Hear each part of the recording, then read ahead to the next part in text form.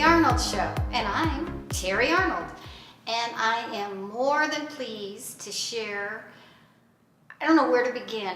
I have Jorge Hernandez here, and he has a testimony that is just unbelievable.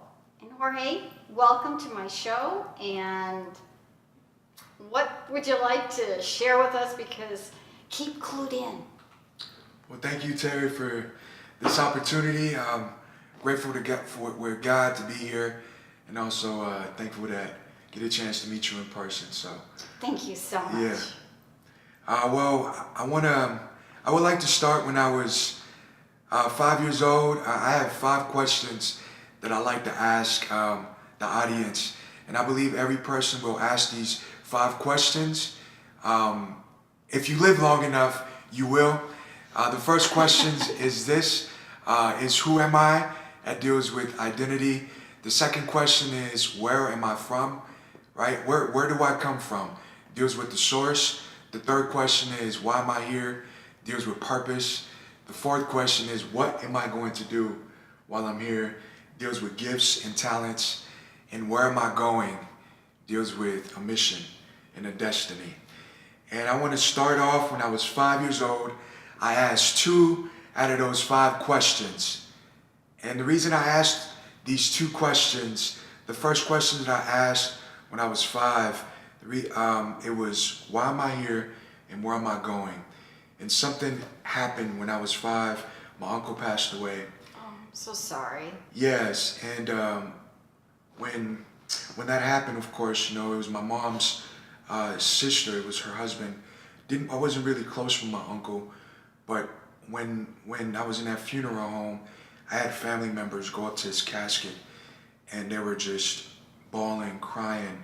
You felt the pain, and especially my aunt. And I was confused. I didn't know what was going on. Nobody took the time to tell me what death was. Oh, So when it was ready to put him 6 feet under, they had an open casket. So I was with my mom, and I was holding her hand, and I was able to see inside that casket, and I saw him. And when I saw him, he was dead. And I knew that he was never going to come back. And That's heartbreaking. I also knew that my mom and myself, and we were all going to die one day. And he went 6 feet under, and I asked God, like, why am I born? Why am I here?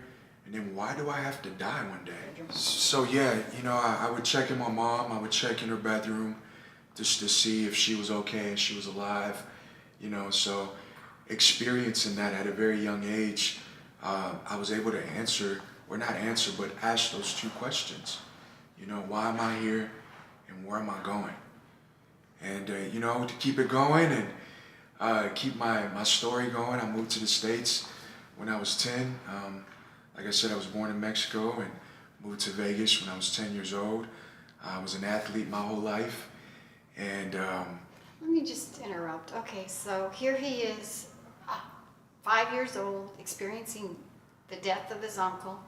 Now he's going to the States. So already, in my eyes, you already started being strong within yourself, because you just seem to have that radiate some very strong strength in you. Go ahead. yeah, I think, what I see when I look back in my life, I see the hand of God all through it. Even those 2 questions, the book of Ecclesiastes, chapter 3 says that God has put eternity into man's heart. So if God put eternity into every single human being's heart, that means that every single human being has thought about the eternal. And, I You know grew what up. I would do? Again, can you repeat that and speak to the audience? Because that was pretty good. Definitely. In the book of Ecclesiastes, Solomon writes this, inspired by the Spirit of God in chapter 3. He says, God has put eternity into man's heart. So I believe if God put eternity into my heart, into your heart, that means only an eternal God can fill this eternal heart. because we all think about what's next when we die, eternity. So. Wow, thank you. Carry on. So yeah, I see the hand of God all through my life at a young age. I grew up Catholic, and I thank God that I grew up Catholic. I believed in the triune God. I had the gospel. My aunt was such a woman of faith. She would tell me about the blood of Jesus and I, going to church. That was instilled in me at a young age. So when I moved to the States, I would say that my faith started to deteriorate because my family wasn't very active in the church. My dad was an atheist. He believed that we came from a monkey, and I never believed that, and never believed Pops that I come from an ape. And he was he believed in evolution, and my mom believed in God, but she really never really engaged in that. We, as a family, it wasn't like instilled in us. But in Mexico it was, because my great aunt lived across the street from me, so she played a huge part in my faith as a young man. Okay. So moving to the States, I was 10. I grew up playing soccer and baseball, basketball, and I played sports my whole life, and sports were always huge in my life. And to ask, one of the questions that I first asked in the beginning is, who am I? So I look at my life and I look back, and I found identity in so many things other than God. So one of my first identity that I found myself in was sports. So I was the basketball player. I was the athlete. I got most athletic my middle school year, and I played AAU basketball, and that transferred over in high school, and I was able to play basketball in high school, and also in my freshman year, the varsity coach put me up in varsity, and now I'm playing varsity ball with some of the varsity guys, and spring ball and summer ball, and so I'm finding myself, my identity in sports. So you're like the jock. I was a jock, yeah. There you go. So and also I found my identity in a female. I found my identity in this girlfriend that I had all through high school. So yeah, there's a lot of confusion, there's a lot of just feelings that come about, and then you involve,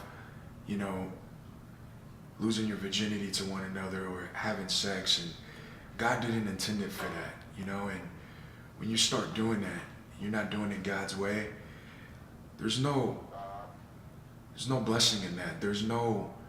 I will look to the audience on that one. There's no blessing in that. There's no foundation. There's nothing solid there. So being a young adult, it's so hard. It's so confusing. There's so much to even start dealing with dating and taking it so serious. And then you're adding, sex. It just makes it that much harder. And God didn't intend it for that, So I would say wait. God has a perfect one for you. I would say